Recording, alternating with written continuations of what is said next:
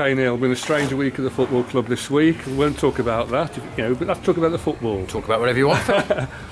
Your views on today's game? Poor. Thought we started really well. On the front foot, tempo to what we're doing. Forced the keeper into a couple of early saves in the first couple of minutes, which he makes. And then we're on top for the first 15-20 minutes. And you've got to get your goal when you're so on top, because we had all the ball first half hour really, and caused them problems in wide areas, put balls into box, but didn't score.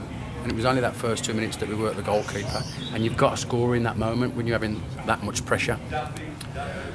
But from then on in, from about half an hour in, once they found themselves a little bit, they didn't really offer any attacking threat, but they put two banks, bank of 4 and a bank of 5 in, and made it really difficult for us. Obviously there was more at stake for them, that they are now safe for next season.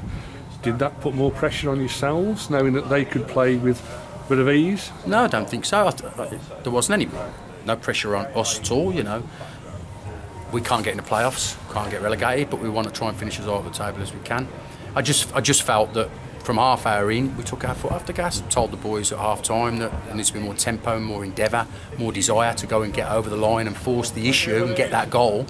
But we didn't up the tempo levels, and they, like I say, they've got points to gain to stay up, so they've got something to hold on to, and the longer it went without a scoring, the more they got something to hold on to at that point. Without Robbie on the pitch, have we got a designated penalty taker? Well, you would think Levi Reid, after past history at the football club, and I think he scored a couple in my time there, so I made the decision to take the ball off Ty and give it to Levi, and it's one of them days, Phil. I think if we were here till midnight tonight, we wouldn't score.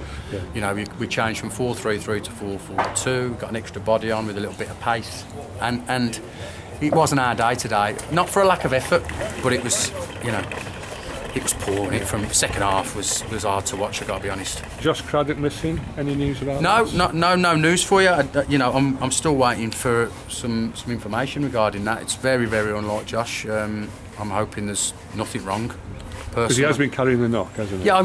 It's not injury-wise. We just haven't seen him today, and tried him before the game, but I'm hoping everything's all right personally. So we're making that phone call when we finish. Do you want to talk about what's happening? Talk about whatever you want. Phil, no problem. You want to be open with why you finish at the end of the season?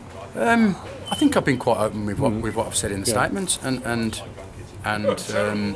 been quite open with the board. There's been a number of chats over the last month, and I've took the decision, or me and Nick have took the decision, and it's the right time to move on. No falling out with anybody. There's no, we're going because of that, or we're going because of this. I just feel that what we've done for the football over the 4 years, is good. Yeah. We've got something to be proud of. Moving forward. Yeah, I think we've evolved the club. We've moved the club forward. But can it go any further? Well, there's the question mark. Yeah. And I'm in a position where I think that needs to happen. I don't want to stand still. And I want to kick things on, and I'm not so sure as a football club can that happen. Okay. So I just, there's a couple of things that are big in the decision. I need a little bit of a breather. 23 years we've been doing this, football in terms of playing, coaching and managing. Well, it just feels like the right time to be able to hand over the reins to people and say, there you go, you go and have a go. But after your rest, please don't manage Ensford. Well, listen, I'll be having a little rest, but it'll only be a few weeks, a couple of holidays, a few months, but we will be back involved. As me and Nick are very, very ambitious. We want to kick on. Fans say, please don't manage Ensford. That's not going to happen. They've got a manager. Oh yeah. And it's about, you have to look after yourself in personal life and in football. And like I say, it just feels right that the time to hand things out to somebody else. Good luck for the future now. No, thanks very much. Cheers. Thanks very much.